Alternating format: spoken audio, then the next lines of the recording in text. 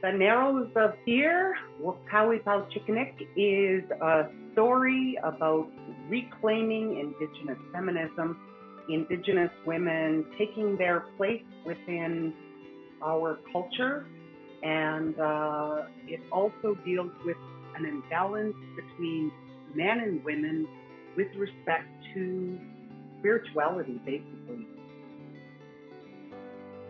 Writing Narrows of Fear was a challenge because I specifically set out to not have one main character.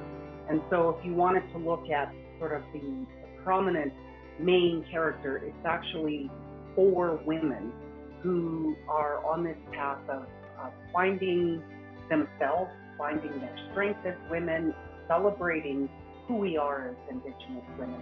And those 4 are, I love the elders in the book, Nina.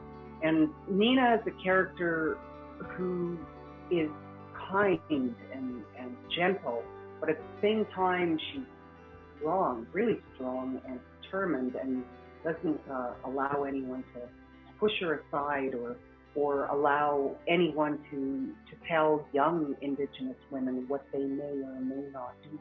And so Nina is kind of a compilation of every beautiful Indigenous female elder I have ever met in my life. At the other side of these 4 women is a character named Marianne, who's a young woman in her 20s, doesn't know anything about Indigenous culture because of the realities of Canadian history.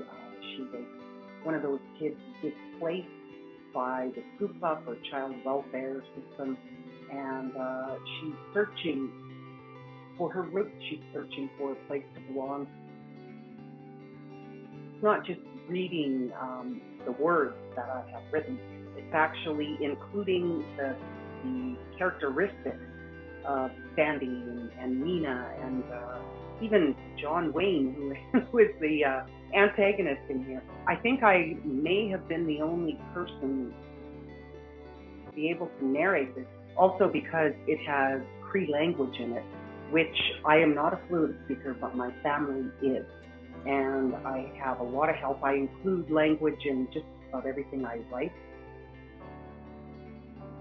I don't want my children or my grandchildren to go through the struggles that I had to go through in terms of inclusion, in terms of racism and discrimination. I really wanted women to be able to look at all sorts of, I guess, role models within Canada, and there are so many, and say, I can do that because someone else has done it. And I think it's really important that we celebrate each other, we embrace each other as Indigenous women. It doesn't matter if we're Inuit, Métis, First Nations, where we're from in Canada. We are all wanting to build stronger communities. And when I say that, I mean the communities in general. So that's what I'm working toward as a poet, as a novelist, and anything else I happen to do.